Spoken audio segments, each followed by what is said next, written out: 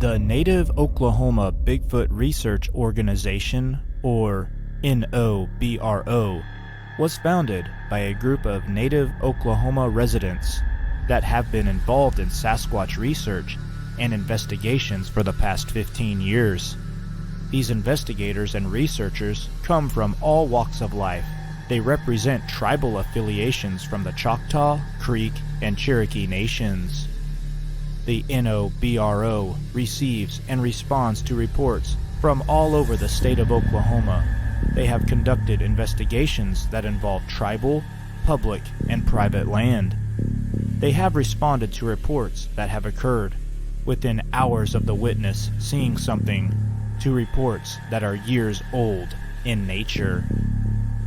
Please visit our official website.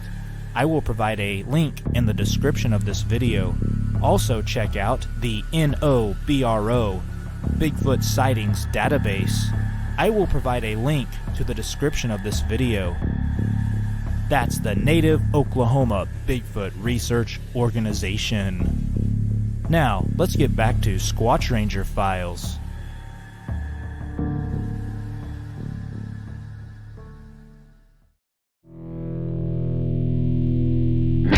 Unlock the unknown. So dip inside your soul and dig a little deeper. Unlock the unknown. Discovering the truth will make you feel freer. Like a raging bull gives pain. Mysteries are hurricanes. The truth you seek is unbeknown. Unlock the unknown. I won't accept it what the skeptics even have to say. They disconnected, redirected, and it's so cliche.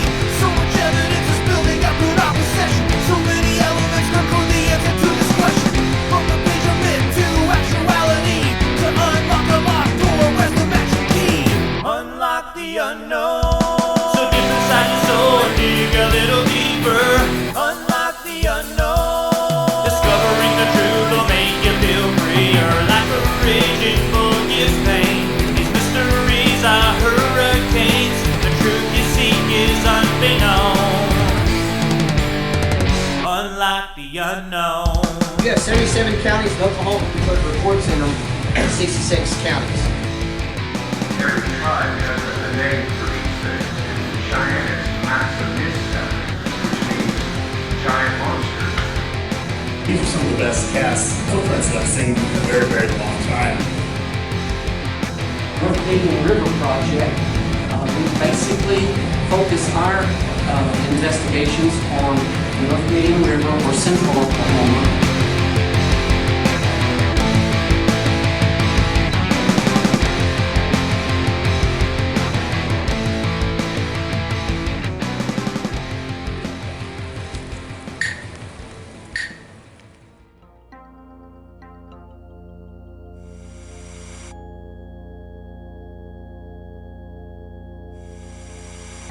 Welcome back to Squatch Ranger Files, episode 30. Hey guys, I'm really excited about a couple of new things involving my YouTube channel. First thing is that opening theme song you just heard, Unlock the Unknown, is an original composition by myself, the Squatch Ranger. Many of my Squatch Ranger followers might not realize that I am a musician. And some of my Squatch Ranger followers, they do realize I'm a musician part-time. And so anyway, I was wanting to combine some of my extra talents and put them into this channel. Also, the background music you're hearing right now is brand new for the show. It's an original composition. It's just background music. I am a composer. I like to compose music on the side. So I'm very excited about these new additions to the show. So please enjoy the music. If you'd like to drop a comment in the comment box, let me know what you think of the music, the background music, or the new theme song, Unlock the Unknown. I would be very, very happy to hear it. Alright guys, well let's get to it. Here is Squatch Ranger Files, episode 30. Number 1. Man spots Bigfoot in apple orchard late at night. Late 1950s. Mobile County, Alabama. Class C sighting. You know, my mama and uncle had an encounter down here years ago in the late 50s. They were poor, hungry, and had snuck into a neighbor's apple orchard. Well, it was very late, close to midnight, Mama said. Well, they were busy picking in the dark, and were at opposite ends of the orchard. My uncle was right next to the woods, and said he felt like he was being watched. When he got around the tree, back to the woods, he said he smelled it. That made him turn around, and he said he could see it at that point. Well, it was standing. My uncle threw the apples and swore up and down it chased him. He grabbed Mama, and they made it to the car. They said it let out a loud yell as they were leaving. Follow up. NOBRO investigators report. This sighting happened close to Irvington, Alabama, in Mobile County. This encounter was passed along to one of our investigators through a middle party, so the information received on this report did not come directly from the witnesses. Black bear are known to be in this area of Alabama, and with the witness being in the dark during this encounter, the idea of the creature being a black bear could be a possibility. A few things to consider. Number 1, the witness saw the creature, but we do not have enough information in this case to know how clear of a look the witness got. For example, facial features, body type, estimated height, weight, etc. Number 2, the witness smelled the creature, causing him to turn around to get a look.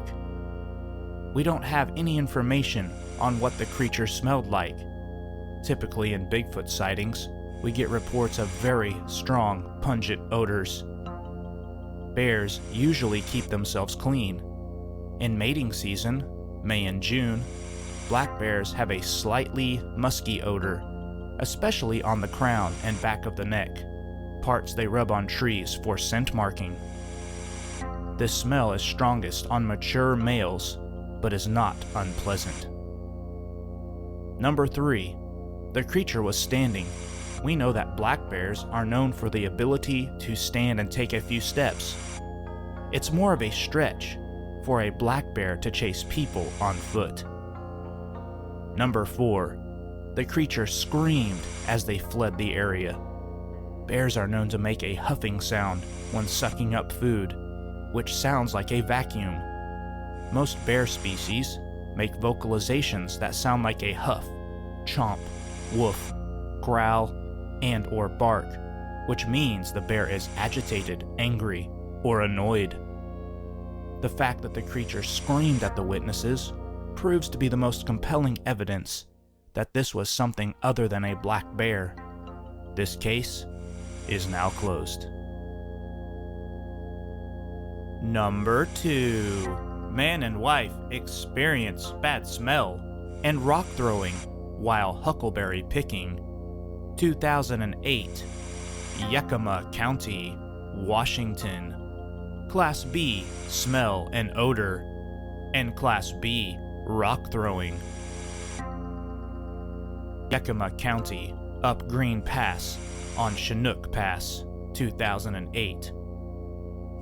We lived in the Cascade Mountains in Washington and have had quite a few run-ins. We've even watched our dogs walk backwards down a trail. My family has had lots of experiences. One scared my dad so bad, he wouldn't go hunting.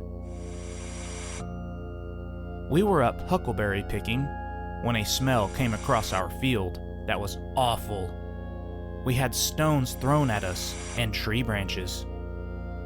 We started to walk out backwards, and so did our dogs. By the time we made it to the road, it had stopped. The smell left, and the birds started singing again. As I was walking down the road, I took a picture of a red tree in a green forest. When we got home, my husband pointed out the Bigfoot.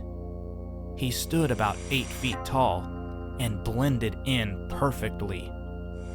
But it's a clear head and shoulders. Bigfoot is very real to my family.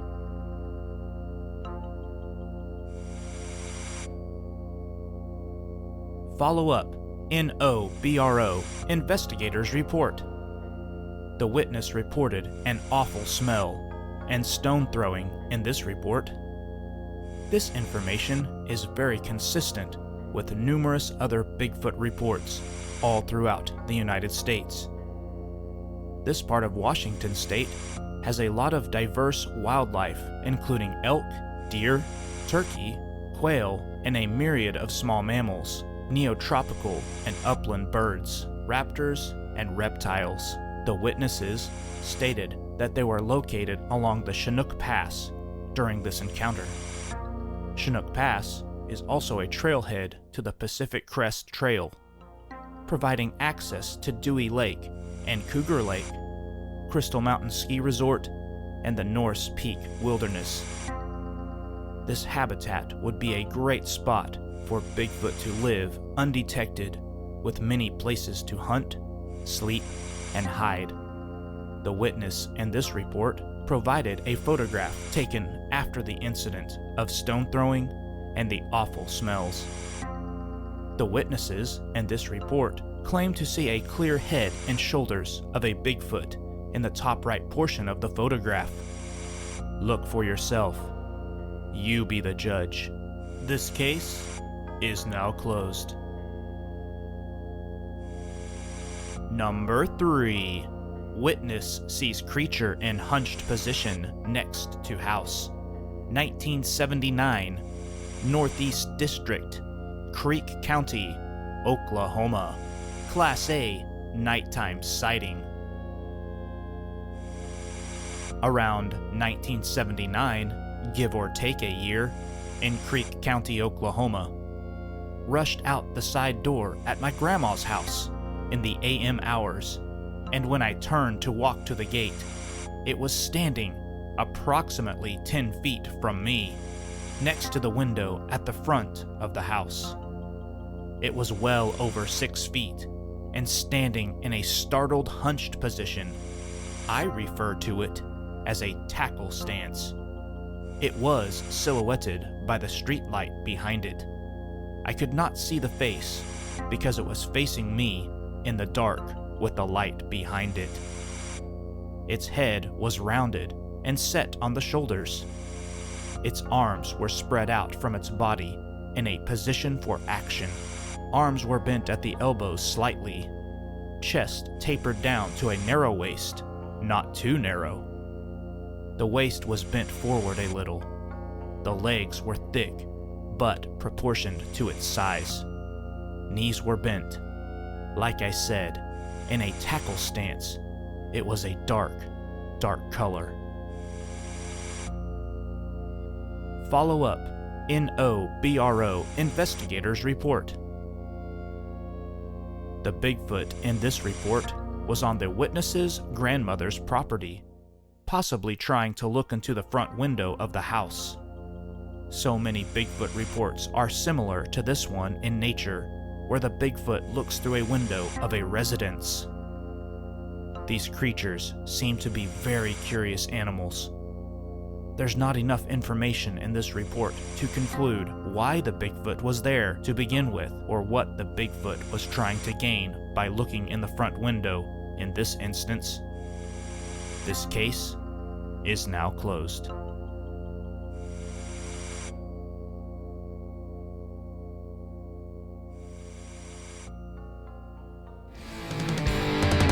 Unlike the unknown, I won't accept it what the skeptics even have to say. They disconnect and redirect it and it's so cliche. So much evidence is building up in our possession. So many elements conclude the answer to this question. From the page of myth to actuality, to unlock the locked door, where's the magic key? Unlock the unknown.